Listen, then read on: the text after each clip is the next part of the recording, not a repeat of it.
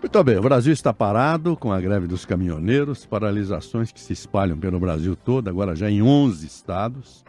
E além da crise econômica, é que se sabe que os preços das commodities agrícolas estão em queda. Isso tem um reflexo direto no valor do transporte. A alta do diesel tem reflexo no valor do transporte. Em um ano, a frete de Sorriso, que é uma cidade lá do Mato Grosso, até aqui Santos, em São Paulo, uma das principais rotas da soja, caiu 27%. E o abastecimento das cidades brasileiras? Já está começando a criar problema. Vamos com uma matéria com Marcelo Matos. Quem pode mais, chora menos. Pressionados por custos em alta e remuneração na contramão, os caminhoneiros resolveram bater de frente com o sistema. Os transportadores paralisaram rodovias em 11 estados brasileiros no propício momento da colheita da soja para protestar contra fretes baixos, diesel nas alturas e o conhecido custo Brasil de infraestrutura mínima. Presidente do Sinditrans, Jorge Soares, reclama da ausência de diálogo com as autoridades. O principal motivo hoje, existem vários outros fatores, mas o principal motivo hoje é essa absurda alta do diesel. Quer dizer, aprontam com a Petrobras e nós estamos pagando a conta. E não é justo a gente pagar a conta. Que já vem pagando há alguns anos. Tem lugar que subiu 50%. Aí você vem depois sistemas de rodízio, pedágios que não se cobravam eixo levantado, hoje cobras. O transportador, o autônomo, as microempresas estão quebradas literalmente. Não temos mais condições de trabalho. Quem está pedindo não é bandido, é trabalhador. É trabalhador, tem família, precisa e vive de um caminhão. O movimento cresceu e gerou desabastecimento no Mato Grosso, paralisação da produção de aves e suínos no Paraná e em Santa Catarina, veículos em Minas Gerais e acesso ao Porto de Santos em São Paulo. O diretor da Associação dos Transportadores de Mato Grosso, Miguel Mendes, ressalta a situação de quem comprou o caminhão com incentivo do BNDES. Esse autônomo ele não está conseguindo sequer pagar o licenciamento do veículo. Né? Os IPVAs estão todos atrasados, não só no Mato Grosso, né? Outros transportadores de outras regiões que transportam para o agronegócio, né? Estão com dificuldades seríssimas. Além de não estar pagando a parcela, que a gente já tem conhecimento de muitos que já estão entregando o caminhão de volta para o banco, porque não tem condições de pagar, e outros que realmente não tem mais o que fazer. O movimento não tem liderança até para evitar responsabilização na justiça, mas ganhou força e amplitude nacional nessa semana. Como quase tudo é transportado por caminhão no Brasil, resta saber quem irá chorar menos. Bom, o que assustava era a omissão do governo. Hoje nós demos notícia aqui que o governo federal coordena hoje uma reunião entre representantes dos caminhoneiros e do setor empresarial para tentar colocar um fim no bloqueio das estradas. Mas eu já vi matéria aqui também, de manhã, quando eu estava vindo para cá, que o governo está irredutível, não vai reduzir o preço do combustível, do diesel. Então não vai, vai ficar como está. Vai ficar como está. Eu acho que aí é que são as indicações, me parecem absolutamente justas. Podemos chamar de greve ou lockout, no caso. É que um lockout é uma greve de empresários, aí no caso é um microempresário, se tu que é dono de um caminhão e tal. E realmente, se a gente se coloca do lado do motorista, puxa vida, com o preço do óleo diesel chegando a aumentar 50%, não aumenta o valor do frete. Tem os IPVAs, tem seguro obrigatório, tem pedágios.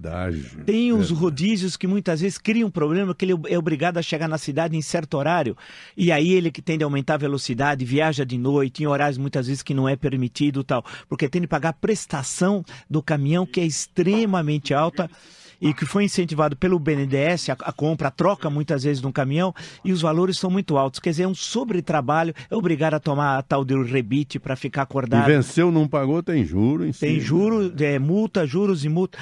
Então é uma situação muito complicada. Agora, o governo, se mantém irredutível em relação ao preço do óleo diesel, vai ter, em relação a outras reivindicações, que eu não sei o conjunto delas, de atendê-las. Agora, é uma greve, o que chama atenção é a omissão do governo, é uma greve prevista, sabia que ia ocorrer essa paralisação, né? O governo nada fez, já temos quase uma semana, tudo parado, um efeito na economia, efeito na gasolina, efeito ao consumidor. E os produtos que se perdem pela estrada. Que se perdem. Quer dizer, agora a pergunta, tem um ministro dos transportes, quem sabe o nome do ministro? Aonde está? É mais fácil achar o Wally? onde está o Wally, do que achar o ministro dos Transportes, que é paulistano, inclusive, ex-vereador aqui, um senhor chamado Antônio Carlos Rodrigues, que ninguém conhece. Se colocar ele na rua, ninguém o conhece, mas ele é ministro Pode dos ser Transportes. atropelado. Pode ser até atropelado, ninguém sabe quem ele é. Ele deveria ter se antecipado. Se ele tivesse competência e não tem, é um incapaz. É mais um incapaz que faz parte de um governo incapaz. Ele teria, antes de acontecer tudo isso, procurado os caminhoneiros, conversado com a equipe econômica do governo e buscar uma solução. Mas ele é um incapaz. Ele está lá para atender os apaniguados do tal de PR, Partido Republicano. Que vergonha, chamado de Partido Republicano, aquele ajuntamento de pessoas liderado pelo mensaleiro Valdemar Costa Neto. É dá nisso. Corrupção, dá nisso. Dá nisso em vez de termos um governo administrativo, termos um governo eminentemente político. No pior sentido da expressão. Atenção, vamos ver como é que está a coisa no plano da CEAGESP. No plano do abastecimento em São Paulo, que é o grande centro de consumo. Renata Perobelli. Olá, Joseval, Raquel e também professor Vila. Por aqui já há falta de produtos, principalmente frutas. Hortifrutis não, porque todos eles chegam aqui da região do estado de São Paulo. Então, a entrada de frutas, principalmente de verduras e legumes, é normal. Mas nas frutas já está batendo com a falta e com o aumento de preços. Conversamos com vários donos de boxes e também compradores, como Alexandre Rocha, Oscar Júnior, Daniel Tolini e Nelson Michelucci. Qual o principal produto que já está em falta aqui em São Paulo? Vamos ouvir. O principal item que está faltando é os produtos da Bahia, né? Manga, tome, mamão, essas coisinhas por enquanto. O preço já subiu? O mamão já subiu, agora a manga ainda não dá para ter ideia se subiu porque está preso nas rodovias desde domingo. Não tem para ofertar aqui para o consumidor? Por enquanto não tem entrada nenhuma. Já que não tem a tome, as outras mangas subiram de preço? Já está subindo. Quanto? Em torno de 10, 15%. E o senhor que comercializa mamão, como é que está a situação? Tá bem subindo, em torno de 10, 15%. O senhor tem carreta presa na estrada? Tenho 3 caminhões presos de mamão, Agora eu nem sei como tá, né? Se já liberaram ou não. O problema é que estraga, né? Estraga, mamão estraga. Se não conseguir chegar aqui para vender, sobe mais o preço? Claro, não tem um produto, ele de oferta procura o mercado, né?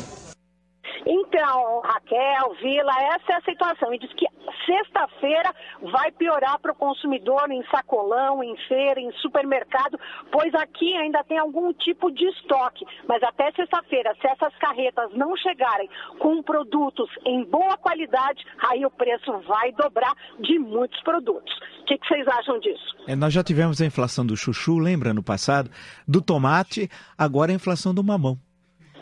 Não, eu fico vendo, nós estamos vendo o lado de cá o consumo, mas eu fico vendo também o lado de lá o produtor. O produtor. Que lutou, trabalhou, né? Viu crescer, botou veneno, né? Cuidou. Quando vai colher, não pode colher. Porque não tem como mandar para São Paulo, não tem caminhão. E a gente se pergunta por que uma paralisação de caminhoneiros consegue provocar tanto caos no Brasil inteiro. É porque a gente não tem alternativa. O Brasil não pensou em alternativas de escoamento de produção. Não pensou em hidrovias, não pensou em ferrovias, então concentrou todos os investimentos nas rodovias, e aí dá nisso. Parou o caminhoneiro, parou o Brasil. Por isso que é necessário o governo rapidamente, né, Agine?